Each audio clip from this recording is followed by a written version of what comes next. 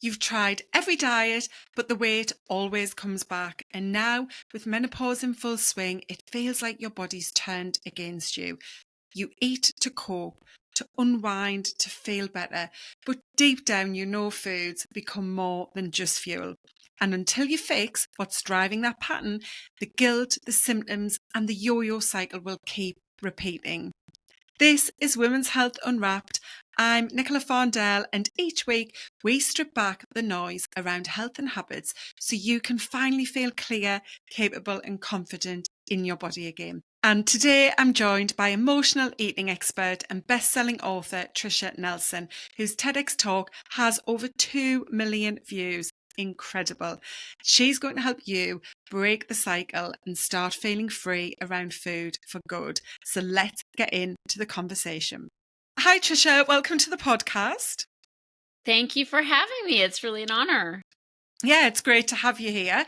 Looking forward to this conversation and topic. But just to kick us off, I'd love to know from you what your most impactful healthy habit is that you have in your toolkit right now.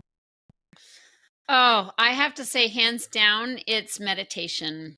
I love meditation. I teach meditation to my clients. It plays a big role in a person's healing from emotional eating. So yeah, on so many levels, and I'm happy to go into that, but I love it. I don't often like hop, skip, and jump to my meditation. So I do it. It's a discipline and I do it, but it's also a practice. So I don't judge it. I don't do it great, but I do it. That sounds fantastic. And do you use guided meditation, or is it now something that you can do independently? I was taught to meditate. So my backstory is that I was 50 pounds overweight and I tried many different things to heal my weight issue, but really my eating issue, and nothing I tried worked for any like length of time. And I finally met somebody who mentored me, and he taught me to meditate. He had been obese and had lost the weight, and meditation was a part of his healing journey. So he taught me to meditate. It's sort of a transcendental type meditation. So I do it twice a day for 20 minutes each time. But it is a like sit down and shut up kind of meditation. so there's no guidance, there's no music, there's no guidance. Yeah. And even though that sounds like a horrifying, terrifying thing to somebody who's, most overeaters are also overdoers. So we're like super overscheduled and busy and overwhelmed. Of course, that's why we overeat. But the idea of sitting down with total quiet is scary when you are used to overdoing. But that's why it's so beneficial, because we need to find a place of calm and peace within ourselves. Yeah, absolutely. And it's funny, I was listening to something a while ago, and they were referring to some recent research about the impact of just having 5 minutes of nothing every day, and talking about how difficult it is for people to do nothing. And the nothing meant not even using a timer, to just sit and be still, whether that's indoors, outdoors, no technology, obviously, as I say, no timer, and just see at what point you would think your 5 minutes is up. And often people struggle to get past 2 minutes when they start. But talking about that real, like, incredible impact of just being in your own body and connecting with yourself for 5 minutes.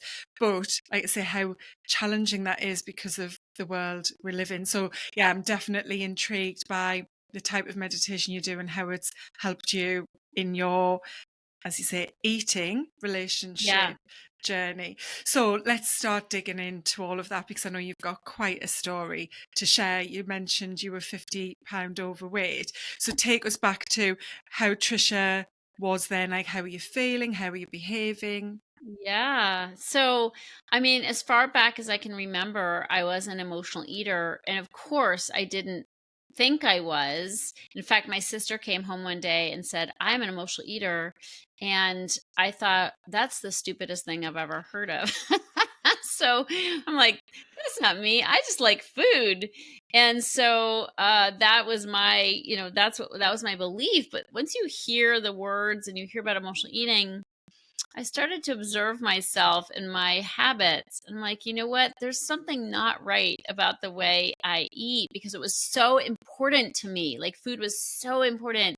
And I looked forward to going out to dinner, and I would be really excited when my favorite pastry, came into the house, or it just was, food was so important. And like I'd go out to lunch with friends and they'd order a sandwich and it would come with chips. I'll use the English version.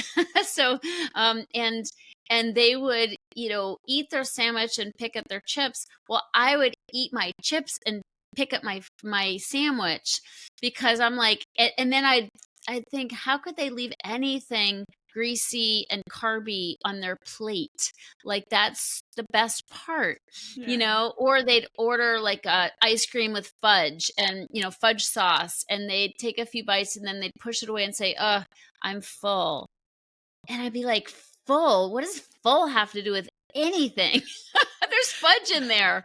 So this is the kind of relationship I had. And I started to realize it's not the same as my girlfriends. And so I started to learn more about emotional eating. And really, the most simple explanation or definition of emotional eating that I like to offer is eating to feel better.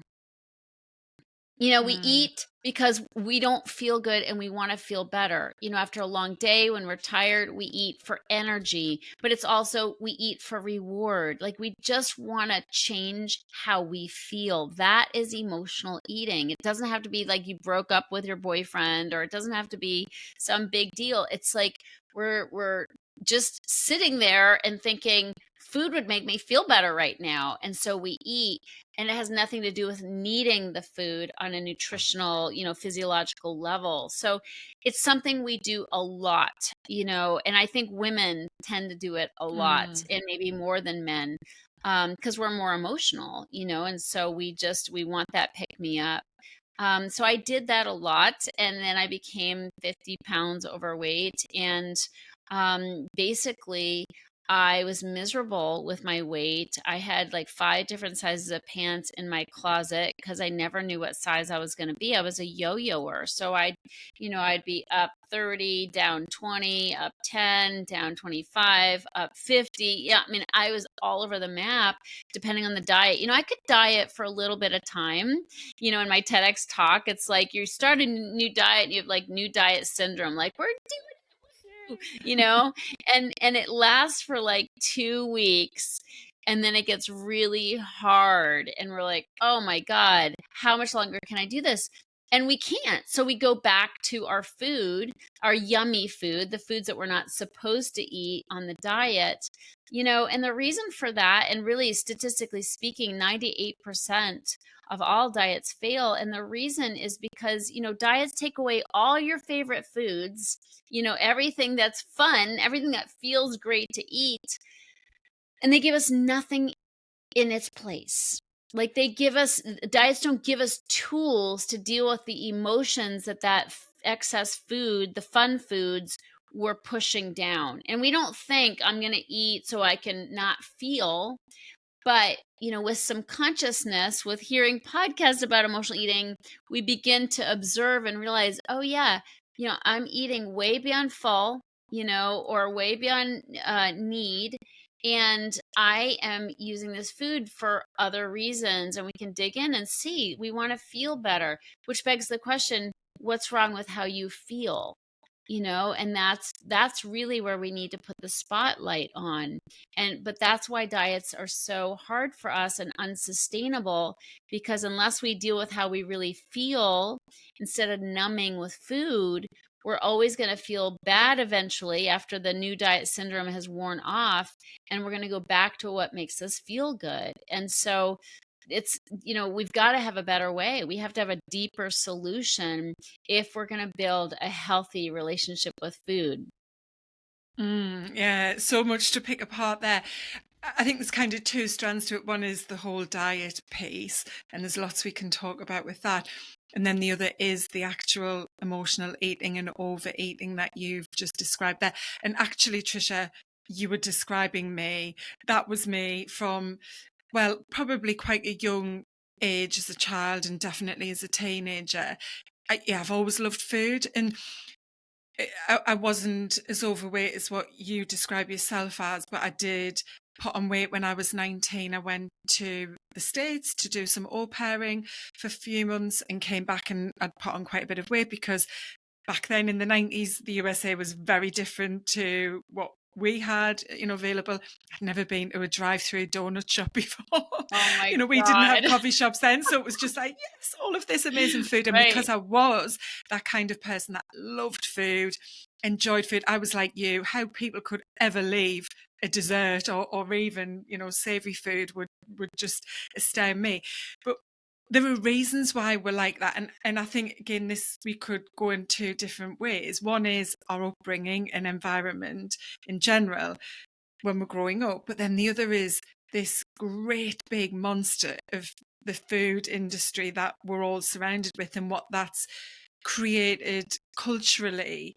That means food is such a part of our lives. And maybe that wasn't quite the case when we were young, but it's certainly how the modern world is, in westernized societies right now. So what do you see as kind of some of those real core reasons why so many of us, and it's not just a female problem, but we're obviously talking to women here, and I think women especially, as you touched on, do have that emotional kind of like, attachment to food. And yeah, I just wonder what you see with the people you work with in your experience. Yeah, I mean, stress plays a big part of it. And, talking about modern society, we're more Mm. stressed out than ever. We are on our phones. We wake up to technology making demands on us because we don't, wait to look at our phones, and I'm often guilty of that. But the stress is what drives stress eating. And a lot of our eating is stress eating. But what's also true is that as emotional eaters, like in my book, I talk about something called the anatomy of the emotional eater, which are 24 personality traits that make up the emotional eater's personality. And these are very common traits among us. We may not have all 24, but I'll tell you the top one that we usually do have, and that's people pleasing. Ooh. Yeah. So people pleasing drives emotional eating in ways we don't even consider. So when we are, when we grow up with not a strong enough sense of ourselves, we're looking to get validation from outside of ourselves.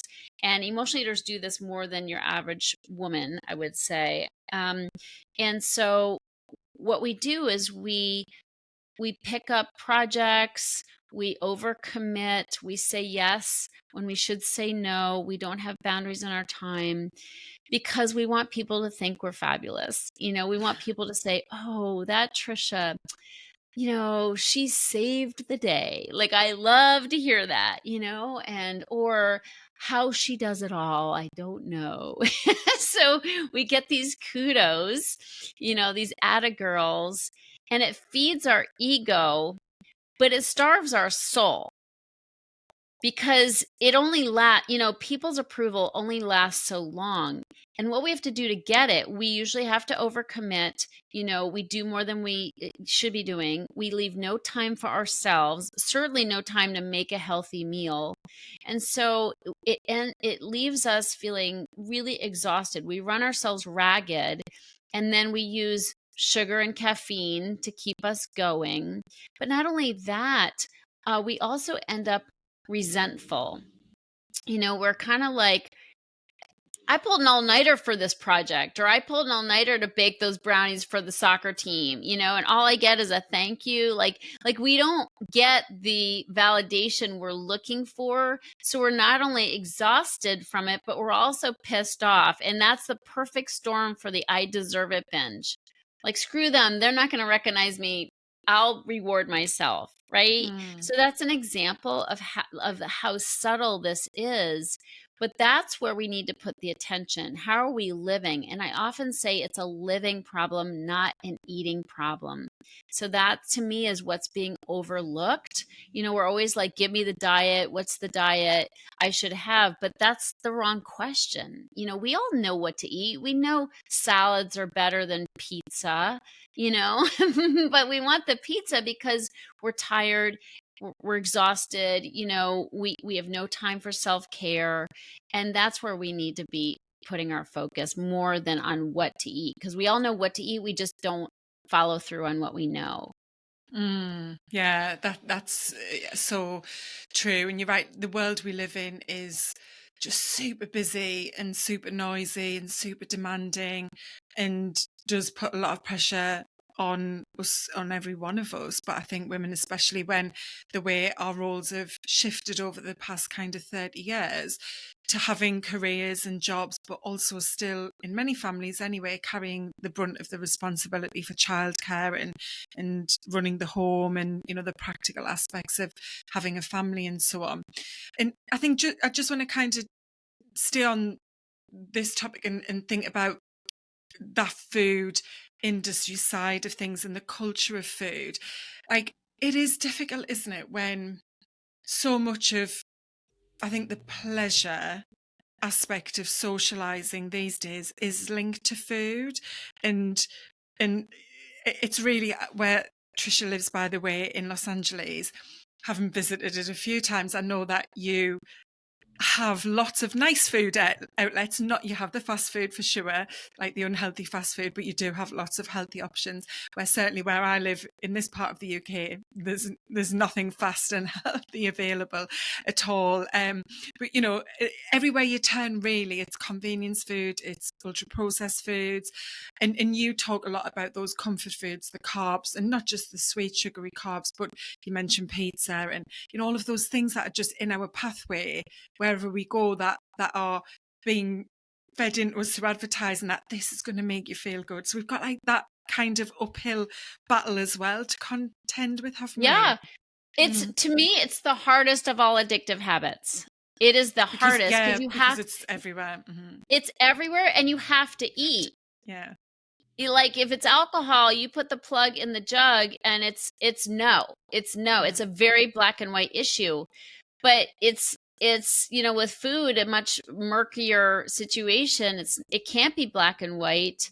And so that's when we lie to ourselves and we're like, I'll have just one. It's never just one. If it's ooey gooey and chewy, it's some, and then it's some more. And so it makes it much harder to close the bag, close the box, say no thank you. And so all the more reason why we need help with it. The problem is we tend to shame ourselves for needing help with something like what we put in our mouth. We don't mind hiring a trainer to help us do the reps that we know we need to do, which we know are so hard. Like, I need support to do hard exercise. Like, I will never do it on my own. I go to a group class because, I can't just walk out. I could, but there's some public shame involved, which works in my favor. But we hire a trainer to kind of like keep us pushing through hard things. But when it comes to food, or look at Wimbledon, or I love tennis. I mean, these pros have at least one or two coaches, if not a whole team of coaches to help them win the Grand Slam. And so, that's all well and good, no judgment. However, when it's food, God forbid we have a coach, to help us eat better or help us stay on track with a healthy diet. We're like, oh, I should be able to do that myself. We should on ourselves, No, it's the hardest of all addictive habits. All the more reason why you should have a coach, why you should get help, because temptation is everywhere. Everybody's pushing sweet foods in front of you. Every event has yummy foods. Every religious event, they're bringing the pie and they're bringing the casseroles, and it's really hard, so all the more reason why you need coaching and you need community. And I do all my work, with a community of emotional eaters who are on a healing journey, because there is power in numbers. And on our own, we're going to cave. On our own, we're going to say, what's it matter? Well, it does matter if, one bite turns into a week of unhealthy eating, and 5 pounds later, we're not fit in our jeans. So my experience is we shame ourselves for not being able to stay on track with our diet, but it's not a willpower issue, and you're not bad if you need support. Yeah. And so thinking about that community aspect and the coaching, having support, as you've just shared there, I was one of these women who for so many years from that age 19, coming back from the US, being overweight, joined a weight loss club. And so many women, 80s, 90s, obviously these massively took off. Women were going along to these diet clubs, and then other diets started to come along, and we got the internet and information shared and so on. And you get caught up in that diet culture. And there's a whole other piece to this about, the story that's telling women that we have to be a certain size and shape, and that's a thin size and shape to be worthy and good enough as a woman. So we've got all of that baggage hanging over us Yeah. as well. But do you see kind of the problem that you had, and this is definitely part of my story and overall health journey, not just weight journey, but when you are approaching it with a diet, whether you're going to one of these weight loss clubs or doing it independently, is that as you mentioned earlier, you're focusing on the diet and trying to eat less and not the life. As you said, this isn't an eating problem, it's a lifestyle problem, it's a living problem. Yeah. And I think it's really important for people to know too, it's a spectrum. Like some people might go overboard now and then, and that's fine. Like I think we're all, Mm-hmm. we're all designed to have an emotional connection with food. So it's not like it's bad if you eat too many chips, or bad if you do go overboard now and then. But it's a spectrum, and on the low end of the spectrum is emotional eating. We all do it. The high end is food addiction, where you really can't stop yourself. Like once you start, you're going all the way and you're feeling sick and then you're pissed at Mm-hmm. yourself. And so I have a quiz on my website. It's a free quiz, which will tell someone where they are on the spectrum. And where somebody is on the spectrum is determined by two things. One is the level of control that they have. Like, can they go on a cruise, gain a few pounds, and then come home, course correct, and get those pounds off, the jeans fit again? That's somebody with a lot of control. If I did the all you can eat on a cruise, we'd be in trouble. It would be, and I wouldn't come home and course correct. I'd come home and take a nosedive. And it could be weeks before I got back on track, because I'm like, why did I do that? I worked so hard on my diet before the cruise, and so there's all this head stuff. Plus, I've just sort of turned on the faucet, like all of a sudden, Mm. I want the sweet foods I had on the cruise. And so it's hard to course correct and get back on track. So I have very little control once I start eating certain foods. The other thing that determines where somebody is on that spectrum is the number of consequences. Having your jeans be a little tight, it's not a huge consequence. But if you're one of these yo-yo dieters like I was, over the years, you get into your 40s, 50s, and 60s, your body is talking back to you. You have joint pain. The sugar you eat is making your joints hurt.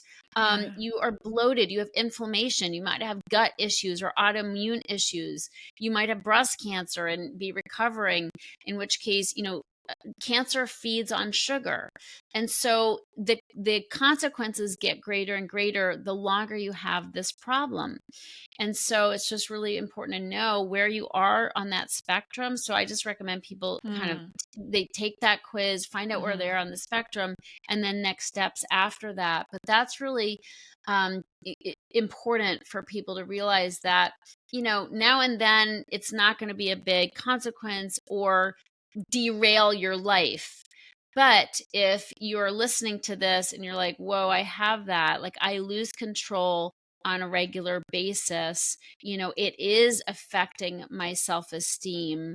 I Mm-hmm. don't want to have sex with my partner because I don't want him to see me naked. It's like, or, I'm spending all my money on black stretchy yoga pants because I don't fit in my regular clothes. So these are subtle consequences that are like gaining on us. We have to realize that if we are having those issues, and the symptoms are getting greater and greater, that's when we need to do something. Otherwise, we're not living the lives that we intend to live. And so I think, when we know how many people are on a diet, I think, the percentages are huge. And as you said, how many of those diets fail? And we're hearing those diets aren't fixing you, as in what it is that's causing you to make those food choices and behave in that certain way. So what was it that shifted for you? You mentioned meeting this man who Yeah. supported you. So you'd gone through lots of diets, shared all of these years. I mean, how old were you when you began the transformation that's brought you to where you are now in your life? I'm really an anomaly because I got help when I was 21. I met that man who was my mentor. I met him at 21, but I'd already been through 12-step programs. I had an eating disorders therapist. I'd read tons of self-help books. So I'd been seeking a solution for a while. And one day I realized diets don't work for me. And I only realized that because I had lost a bunch of weight. And I was starting to eat again, like overeat again. And I'm like, here we go again. Up the scale. I just hit my goal weight. I'm going up the scale again. And then I realized something is terribly wrong, And so what my mentor did for me is help me see that it has nothing to do with food. My problem is not food. My problem isn't even weight. And he told me overweight is a symptom of overeating, and overeating is a symptom of what's eating me. And there was plenty there to look at. So I started to, he did teach me how to meditate. So he taught me self-care habits that helped me reduce my stress and also helped me to deal with my emotions in a healthy way, because emotional eating is eating to snuff out emotions, eating to not feel, and really eating to soften the edges of life. Life's not easy. There's always something. And so that's really what I started to do, is take that inward journey to what's really going on. And I want to offer the PEP formula to people, because this is, some people might be listening thinking, oh, I'm not an emotional eater, just like me, originally, like I just like food. So the PEP formula is a way for somebody to start asking the question, what am I really hungry for? Or what's really going on? Because we're usually just thinking, I want chocolate. So PEP is an acronym. The first P stands for painkiller. So we use food to kill pain. And again, we don't think I'm in pain. We think, oh my God, I can't believe I just got a bill like that for that amount of money that I can't cover. Or we think, oh my God, I have to move to another town, for this new job. How am I going to get it all together in a month, or whatever life throws at us? Oh my God, my mother has dementia. It's like there are so many life situations that are coming at us all the time, and we're always using food to kind of keep us going. So the P stands for painkiller. So we get to kind of look, what's painful in my life right now? Like, what is making me feel so uncomfortable? I need food to make me feel better.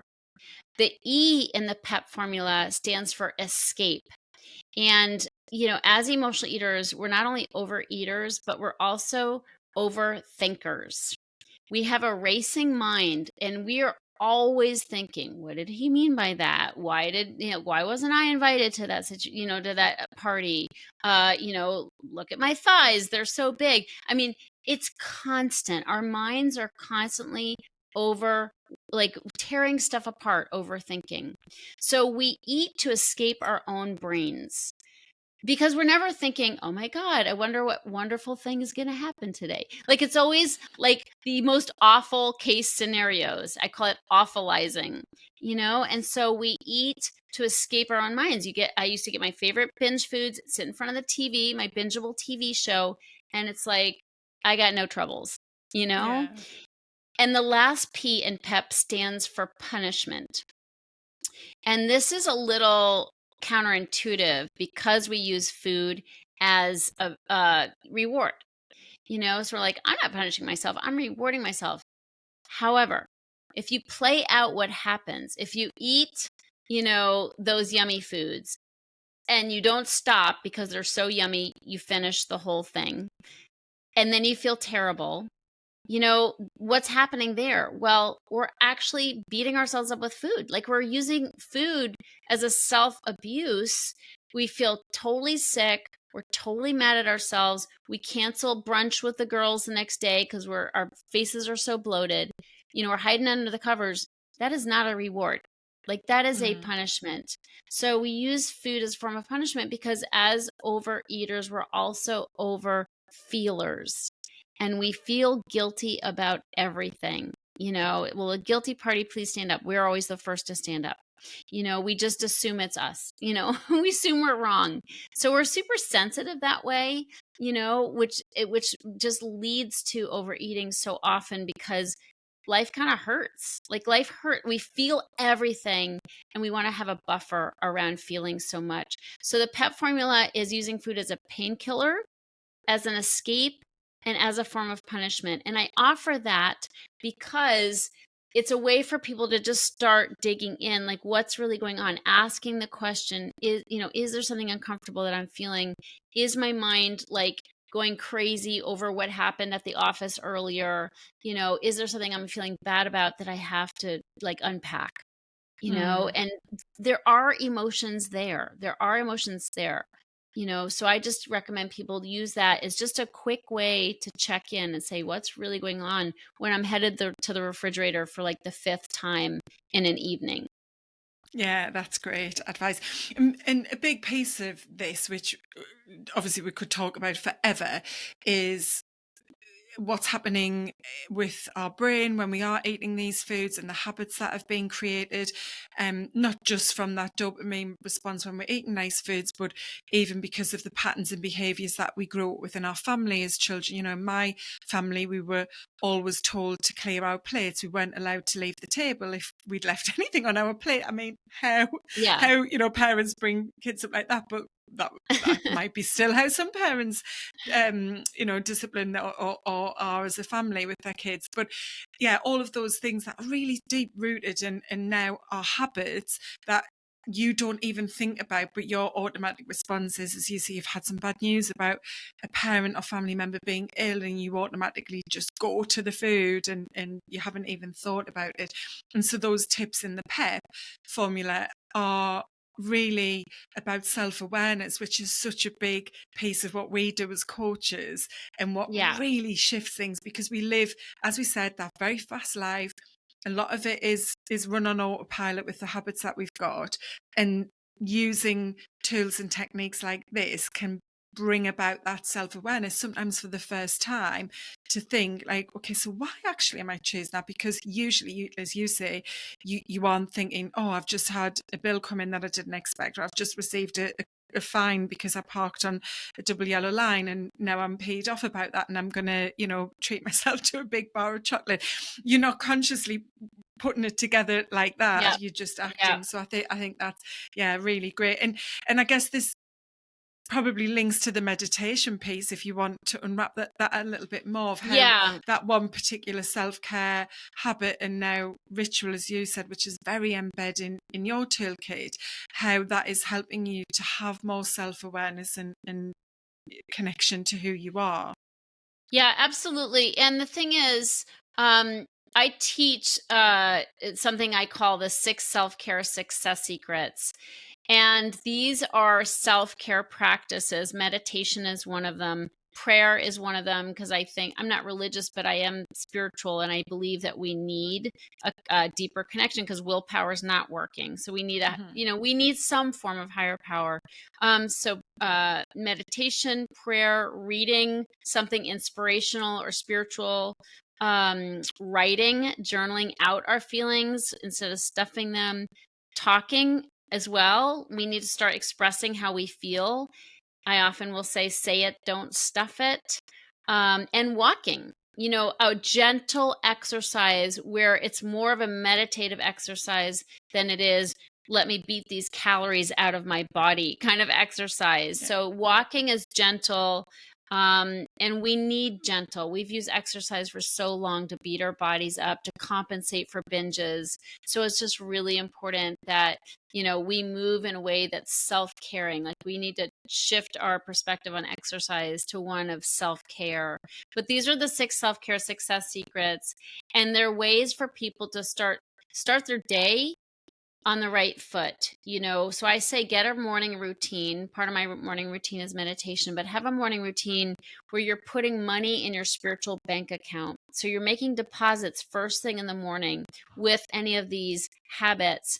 And then you can take withdrawals later when the stress of the day builds up. Later in the day, we often have that afternoon slump, and that's when we're looking for chocolate or caffeine, and so it's just really important that we have, we've invested in ourselves in some self-care habits that can bring down our stress, help us get connected with our inner higher self, and then we can make withdrawals later in the day when we're having that slump. So these are some things that I recommend. Oh, I love them. Yeah, they're great. And I'm always fascinated by different guests I've had and their, formulas or unique frameworks, and like yours with this 6 success self-care habits. It's just always so interesting how everyone approaches it slightly different, but ultimately it's the same thing. And the morning piece is very aligned to my approach in that, it's not about having one of these perfect morning routines and getting up at 5 a.m. to make sure you can fit it all in.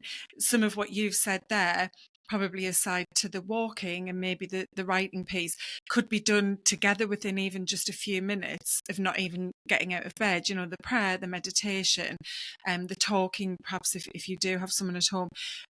None of this has to take loads of time and be really complex, and that's a big part of what I'm about, is stripping back that overwhelm that we now have in the wellness space, which I think is sadly quite detrimental because it's putting a lot of people off. I know there's lots of people who love, I don't go on TikTok, but lots of people who love those TikTok trends of watching the morning routines, and someone who's got all of these supplements lined up, and the Ardour and the journal and the cold face in a plunge bowl, or they're going in an actual ice Yeah. bath, and all of that. So I think that's really good Yeah, insight. it needs And it needs to be doable and sustainable. consistent, yes. So that brings us on to kind of wrapping up. I'd love to know what you would guide someone towards in terms of 3 simple steps. So I'm all about building these habits like you are, and having those habits a part of who you are. And yeah, what would you say are the 3 easy ways someone can move towards building these kind of habits, and having that clarity over their emotions and attachment with eating? Yeah, I think just looking at one's calendar and seeing what can we delegate. Like, what's on my calendar that I can delegate, because we tend to want to do it all, and we are overcommitted. So look at, like, just clear one thing off to make some space, for yourself. Like, really, we overschedule, we stuff our calendars, and that really does have to change. That's boots on the ground, practical. We can talk self-love all we want. Take something off your calendar, get less busy, because that is the most self-loving thing you can do. Get support, ask for help. So that's the first thing I would recommend. The next thing is do something in the morning that fills your cup, fills your cup spiritually, so you have that resource to depend on. And practically speaking, I would recommend my 3-meal magic plan. I'm not a nutritionist, so I don't give nutrition advice, but the thing that has worked best for emotional eaters is 3 meals with nothing in between. So try 3-meal magic for 3 days, and that's no snacking. You will see how emotional your choices are when you try to just eat three meals with nothing in between. It's pretty eye-opening, because we don't realize how much we're snacking and grabbing things to keep us going. And it's a good place to start. The other thing is take my quiz. Take the quiz on my website, find out where you are in the emotional eating spectrum. Yeah, and I'll pop the link for the quiz into the show notes. And where's the best place for someone to connect with you, Tricia, to find out more Um, about what you do and be inspired? yeah. Yeah, the quiz is right there on my homepage. People can go to my website, which is healyourhunger.com, healyourhunger.com.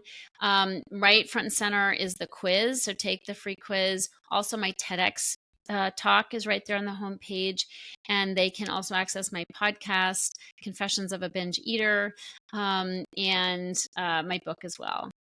Oh, fantastic. So lots of different resources to tap into. They're all free. And I know from the people I've worked with and just so many women that I have as friends or, chat to when I'm delivering different things, this is such a big topic as we started with. So many people have an attachment to food that isn't as healthy as they would like it to be. They feel Yeah. very stuck.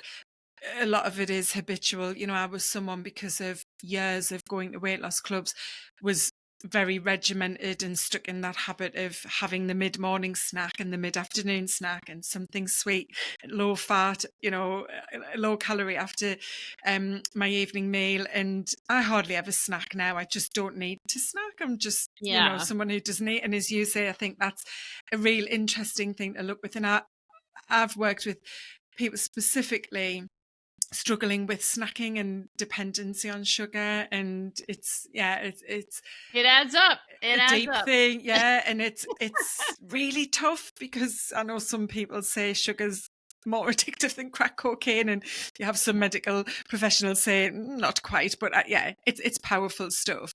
And yeah, it's a real struggle for lots of people, but that behavior can be changed. So I love You your bet. story, and that we can share this with everyone. So thank you, Tricia. It's been fantastic chatting and unwrapping this topic with you. Thank you so much for having me. It's a pleasure. You're welcome. I hope you enjoyed that conversation with Tricia. There were so many fantastic highlights that she brought to the conversation and table, no pun intended. I hope there's one thing that you can take away to implement quite quickly, because I'm all about taking action to help you build those healthy habits that are going to change the way that you feel and create that fantastic second half of life that you deserve. Now, if you are feeling stuck, I have a free quiz that I'd love you to check out. It takes just 3 or 4 minutes, and you can uncover your free personalized midlife reset score. Get clear with a plan to guide you towards feeling more energized, confident, and in control of your life again. The link is in the episode notes below where you're listening, whether that's Apple, Spotify, YouTube. You can find it on my website too. Take the quiz and get started with your own toolkit to thrive in midlife and menopause. Thank you, and I'll see you in the next episode.